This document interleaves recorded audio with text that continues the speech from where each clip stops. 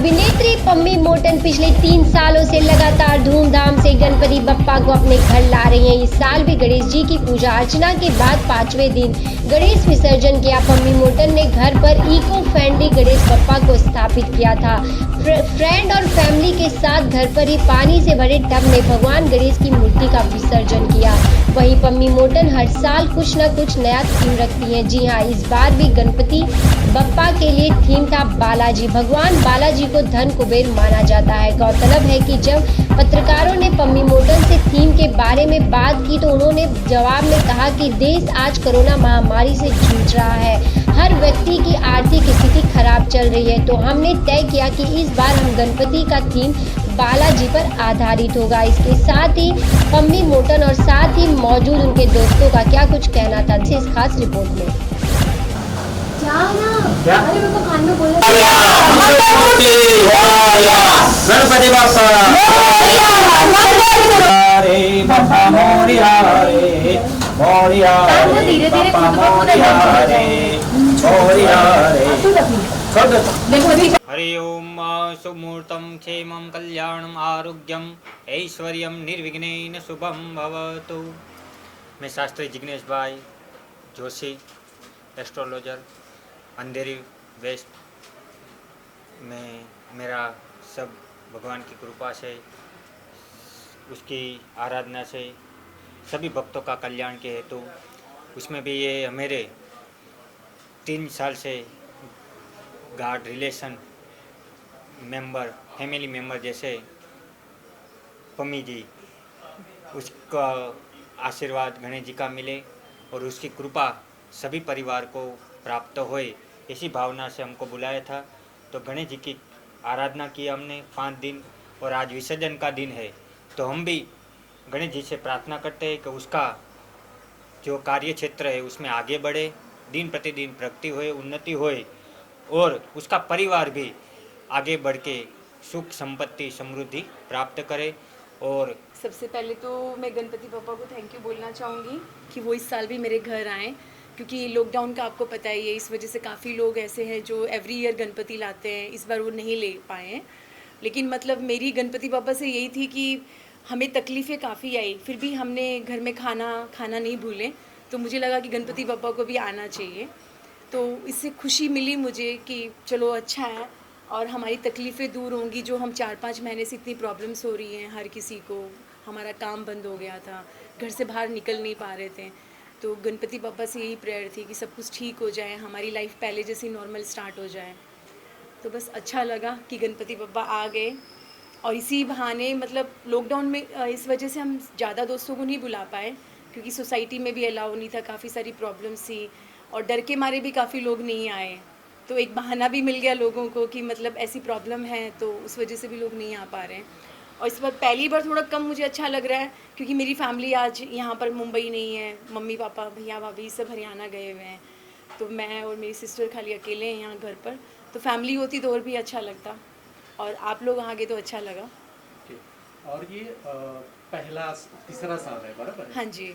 पहले साल में और इस तीसरे साल में, और खास करके इस लॉकडाउन के बीच में गणपति को लाना कितना चैलेंजेस था और कितना प्रॉब्लम फेस किया आपने गणपति? हाँ, प्रॉब्लम तो काफ़ी फेस की। ये मेरा 3rd ईयर गणपति है। फर्स्ट ईयर जब मैं अंधेरी थी तभी लेके आए थे, और अभी थोड़े दिन पहले मेरा बर्थडे भी था 14 अगस्त को, तो मैंने अपने बर्थडे पे कुछ खर्चा नहीं किया। बर्थडे वाले पैसे मैंने गणपति बप्पा के लिए बचाए थे कि इनको जब मैं अपने घर बुलाऊंगी तो थोड़े एक्स्ट्रा मेरे खर्चे होंगे। तो बस उनकी ब्लेसिंग थी कि मैं उनको ला पाई घर पर, जो चीज़ मैं इनके लिए कर सकती थी वो कर पाई मैं, और इन्हीं की ब्लेसिंग से हमें आगे भी अच्छा हमारी लाइफ में होगा।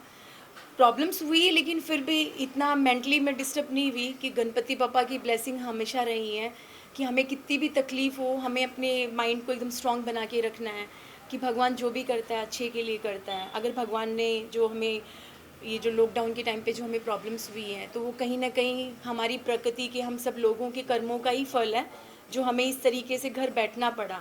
तो भगवान हमें कुछ सिखाना चाहता है कि आप ज़्यादा मतलब जैसे लोग पैसों के पीछे, काम के पीछे, मतलब हर चीज़ के पीछे भागते हैं, तो वो भाग दौड़ को भगवान ने बंद कर दिया। हमने 2 जोड़ी कपड़ों में 4 महीने गुजार लिए, तो ऐसा लगता है कि हम कम चीज़ों में भी अपना गुजारा चला सकते हैं। तो वो भगवान ने हमें सिखाया है, हमारी लाइफस्टाइल को चेंज किया है, तो वो हमारे लिए एक अच्छा चैलेंज रहा है। पम्मी जी, इस बार गणपति अपने अलग वेशभूषा में है, क्या कुछ इसके पीछे थीम क्या है? जी। मेरी गणपति बप्पा की थीम अगर आप लोगों को पहचान में आ गई, ये तिरुपति बालाजी है। तो तिरुपति बालाजी लाने का मेरा मकसद यही था कि तिरुपति बालाजी हमारे जो बोलते हैं ना कि खजाने के भंडार होते हैं, तो बस उनसे वही प्रेयर थी कि तिरुपति बालाजी आप मेरे घर आओ। जो ये 5 या 6 महीने से हमें काम नहीं था, हमारे पास पैसे नहीं थे, तो मुझे यही था कि तिरुपति बालाजी मेरे घर आएँ तो आई थिंक पैसों का भंडार वापस मेरे घर आ जाए। तो स्पेशली तो मेरा यही था, और पता नहीं माइंड में ऐसे आया कि नहीं मुझे तिरुपति बालाजी लेके आना है। तो 5-6 पंडाल में गई कम से कम, और मैंने जाते ही डिमांड में यही करी थी कि तिरुपति बालाजी है कि आपके पास। कोई भी पंडाल में मुझे मिला नहीं। एक पंडाल में मुझे ये अकेले फिल्मों की बात करें, सीरियल की बात करें, क्या कुछ चल रहा है और क्या कुछ पाइपलाइन में है अभी? एक्चुअल में पाइपलाइन में तो काफ़ी सारी चीज़ें थी मेरी। मार्च में और अप्रैल में हमारा एक गाना शूट होना था यूके में और यूएस में, दुबई में भी। लेकिन जैसे ही हमारी डेट वगैरह सब फाइनल हुई, लोकेशन सब फाइनल हुआ, और मार्च में हमारा ये लॉकडाउन हो गया, तो उसकी वजह से काफ़ी चीज़ें रह गई हैं। अभी एक मेरी पंजाबी मूवी मैंने साइन कर रखी है, तो अगर गणपति बप्पा का आशीर्वाद रहा तो हो सकता है कि 10-15 दिन में हमारी शूटिंग स्टार्ट हो जाए। तो बस आप सब लोगों की ब्लेसिंग चाहिए कि जो 5-6 महीने की प्रॉब्लम्स जो भी हमें हुई हैं वो सारी दूर हो जाएं और कुछ अच्छा स्टार्ट हो जाए। घर में बैठे मेरा तो मानना ये है कि बप्पा विदा तो कभी नहीं होते, वो हमेशा हमारे साथ ही रहते। ये तो एक सिर्फ एक रस्म है जो करते हैं हर साल, और मैं नहीं चाहती थी पम्मी मेरे से इस साल नाराज़ हो। मैं नहीं आ पाई पिछली बार उनके यहाँ गणपति पे, तो मैंने कहा इस बार तो मुझे जाना ही है हर हाल में जैसे भी हो। और मैं आई, और मैं एग्जैक्ट आरती के टाइम पे आई, तो ये मेरे लिए बहुत खुशी की बात थी। और कैसा देख रही है इस बार का गणपति, क्योंकि बहुत डिफरेंट है? मेरे ख्याल से गणपति ऐसे ही होना चाहिए। श्रद्धा की ज़रूरत है, इतना शोर की ज़रूरत नहीं है। ओके। और कैसा क्या ये लॉकडाउन की अगर बात करें और कोरोना महामारी की बात करें, कैसे देखिए बप्पा से क्या लॉकडाउन तो कैसा गया है, देखो बप्पा ने देखा है सबको, ठीक है, हम एकदम स्वस्थ हैं, अच्छे हैं।